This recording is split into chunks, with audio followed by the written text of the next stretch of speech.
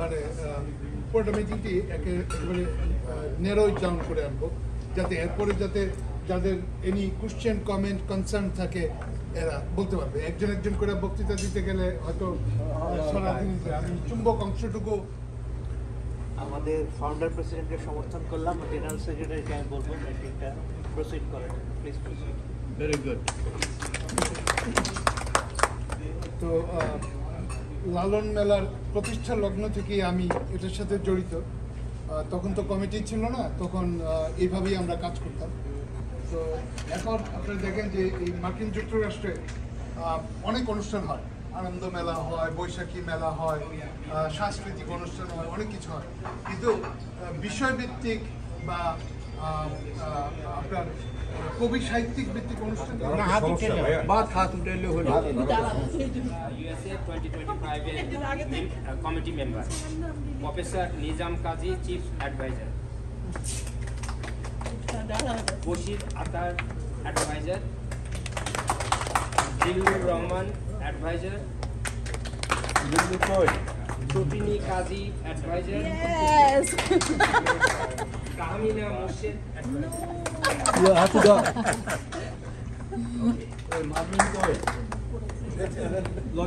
Chairman হয়েছে ভাই, হাত উঠাবা। Monty Morshed co chairman, Delwar Hossain co chairman, Mohammad Khurshed Alam co chairman, Mehedi Sabin Selim co chairman, Palash Rahman vice president, Iftekhar Mahmud vice president, Manjurul Ali Babar উনি মিসিং, হয়তো আসবে, vice president, Manjurul Shahin general secretary, Shaon Shafrullah joint secretary, সুলতান শারিয়া কনভেনর, আমাদের মূল নায়ক Abdul Alim co convener, Al Masud public relation secretary, Runa Bhuiyan women's affair secretary, আমি মোহাম্মদ রহমান রাজু ফাউন্ডার প্রেসিডেন্ট। ভিত্তিক কোনো অনুষ্ঠান করা এটা যে কী পরিমাণ মানে কষ্টকর, এটা আমি কিছুটা জানি। কারণ আমরা যদি যে কোনো একটা সাংস্কৃতিক অনুষ্ঠান করি, এখানে সমস্যা নেই, যে কেউ গান গাইতে পারে, যে কোনো গান গাইতে পারে, কিন্তু বিষয়ভিত্তিক যেহেতু এটা লালন মেলা, এখন আমার লালনের কিছু করতে হবে।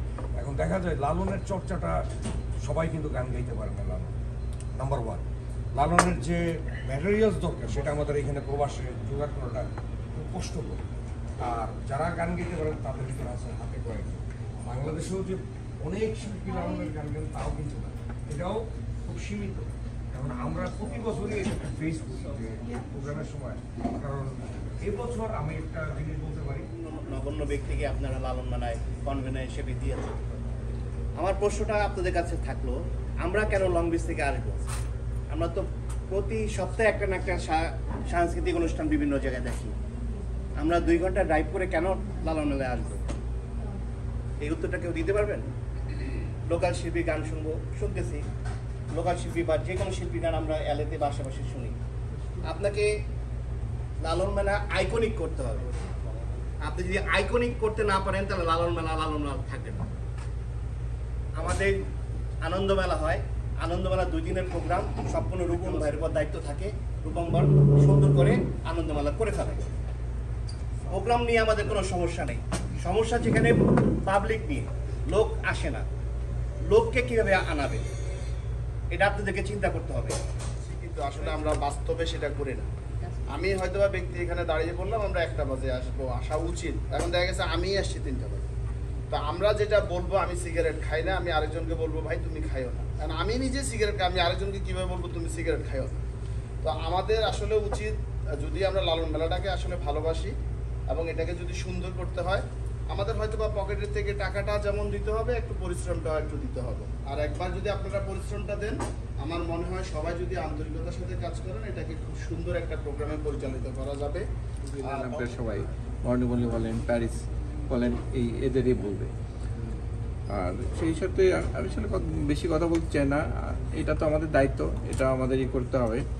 আর কতগুলো প্রশ্ন আমি শুনলাম, যেহেতু উনি বলছে আমি ইনভলভ এটা বলি। যেন ভাবি বলতেছিলেন যে হঠাৎ করে এইগুলো উঠাচ্ছে কেন, এগুলো আসলে কেউ কোনো অর্গানাইজার কেউ করতে চায় না, বাধ্য হয় কারণ সেখানে কিছু স্বার্থ থাকে, ডোনার থাকে, তাদের সাথে প্ল্যান করা, ওরা যাওয়ার আগেই তাদেরকে স্টেজে উঠাই দেয় সময় মতো, তাহলে কিন্তু এই প্রবলেমগুলো হয় না। আমার অভিজ্ঞতা বলে এগুলো আপনারা সব আগে থেকে লিস্টটা করে রাখেন। আর টাইমটা একটু আগে আমি শুনলাম, এটা আমি খেয়াল করিনি, 1টা থেকে, এটা কিন্তু যে দর্শক বা বাইরের লোকের জন্য is not a good time, কারণ আপনাকে লাঞ্চের ব্যাপারটা চিন্তা করতে হবে। আপনারা তো লাঞ্চ তো আর ফ্রি দিচ্ছেন। সামথিং সাংস্কৃতিক আনন্দ মেলা চলে, বাংলাদেশ মেলা চলে, বিসিআইয়ের অনুষ্ঠান চলে, স্পোর্টস ক্লাবের অনুষ্ঠান চলে, কিন্তু তার চেয়ে আলাদা লালন মেলা। সো এই ঐতিহ্যটাকে যেন আমরা ভুলে না যাই, নাম্বার 1। নাম্বার 2 হলো সময়ের ব্যাপার, যেটা বলা হয়েছে 1টা বাজে। আমরা যতগুলো সোসাইটি করি, আমি নিজেও জড়িত একটার সাথে, কোনো সময় আমরা সময় মতো অনুষ্ঠানটা করতে পারি না। জনগণ ধরেই নেয় যে অনুষ্ঠান দিচ্ছে 1টা, আমি যাব 3টায়। আচ্ছা, এটার থেকে ভাঙাইতে গেলে আমি মনে করি, যেমন এবার মানে ডিটারমাইন যদি আমরা হই, 1টায় বলছি, 1টায় শুরু হবে। শিল্পীদেরকে ওইভাবে আমরা বলবো, যারা লোকাল শিল্পী, ভাই আপনি আপনাকে, কেন সব লোকাল শিল্পীর মধ্যে কোয়ালিটি আছে, সবাইকে তো এক পাল্লায় ধরলে হবে না। এটা আমরা জানি কার গলা সুন্দর, কার গলা কেমন, এটা অনেস্টলি বলা হবে। সো 1টায় যদি শুরু করি আমরা, 3টায় আসলে সে যে মিস করবে, সে তো মিসই করবে, তখন সে পরবর্তীতে বুঝবে না, রে ভাই 3টা বাজে গেল, তো আমি তো আগের ওগুলো তো মিস করছি। কিছু না কিছু আমরা দেই আগে 1টার দিকে, এমন সুন্দর কিছু আপনি পাবেন কোথায়? হল আপনাকে দিচ্ছে লিমিটেড টাইমের জন্য, আপনাকে কিন্তু সারা রাত্রের জন্য হল দেয়নি। আপনার যে হলটা নিচ্ছেন একটা সাডেন টাইম, 11টা বাজে আপনার ঘরটা ছেড়ে দিতে হবে। সো এর মধ্যে আপনাকে সব কিছু অর্গানাইজ করতে হবে।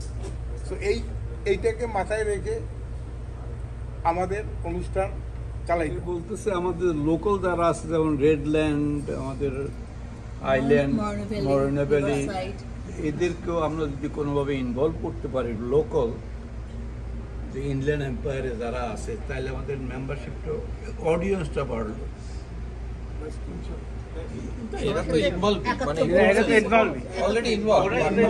ইনফর্ম না, শাড়ির ডিজাইন আমার কাছে পাঠিয়ে দিচ্ছে, দাম এভরিথিং ফ্রাইডে ওরা মেল করবে এবং ওরা কাস্টম ফর্ম পূরণ করে নেবে, কারণ আমার অ্যাড্রেস, ফোন নাম্বার সব দিচ্ছি। গতবার আমরা অ্যামাজন থ্রুতে কিনেছিলাম, এবার সরাসরি ডিলারের সাথে নিচ্ছি।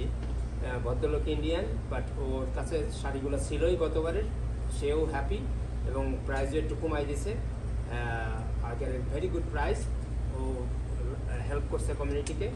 সো এই ফ্রাইডে এসে মেল করবে, ইনশাল্লাহ শাড়ি পাচ্ছে এবং ভাইদের জন্য পাঞ্জাবি ইনশাল্লাহ। হ্যাঁ, তো উনি রিসেন্টলি এসেছিলেন। তো গতবার যখন এসেছিলেন, গত বছর আমার বাসায় 4 দিন ছিলেন।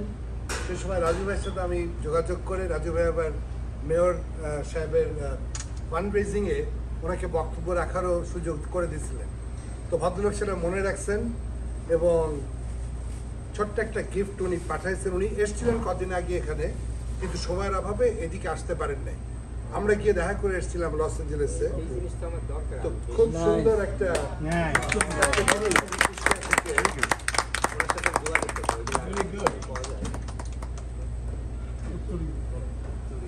আরেকটা কথা বলিনি, এই ভদ্রলোক আমাদের উপজেলারই মানুষ, মানে আমরা সেম জায়গাকার বিশাল ব্যাপার। আমি এগুলো তো আমাদের জন্য লাগবে।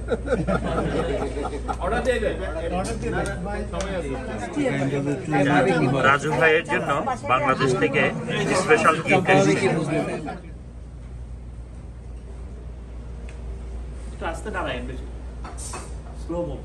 নো ওয়ারিস, আমরা এক্সপার্ট।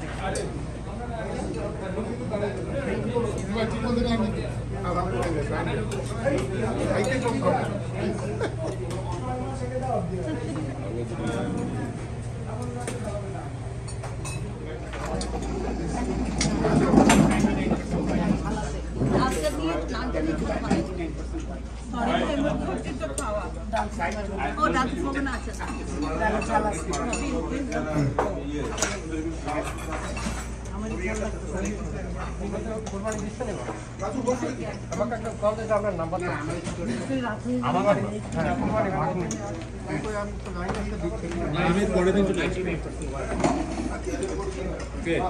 রাজু কি খাচ্ছ ভাই তুমি? কারি চিকেন, ওয়াও, ডাল, রুটি। আপনি খেলেন না? ভাই চান না না না, আমার তো দোকান বন্ধ করে দিয়েছে। আপনি সাবওয়েতে গেলে কি আপনি বলতে পারবেন যে আপনি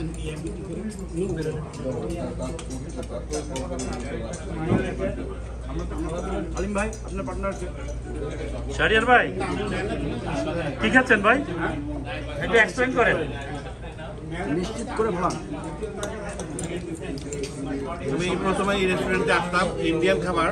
আচ্ছা, এখানে চানা করেছে, তারপরে আপনার এই চিকেন কারি করেছে, আবার আবার তন্দুরি চিকেন করেছে, আবার গার্লিক নান আছে, রাইস আছে, ভেরি গুড, ডেলিশিয়াস ফুড। ওকে।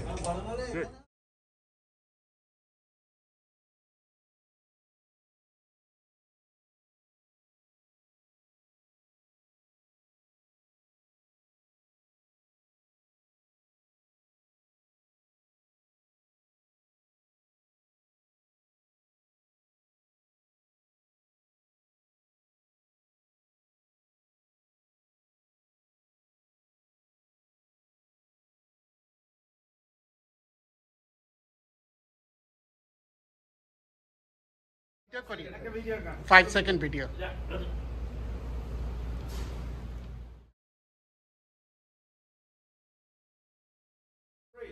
সবাই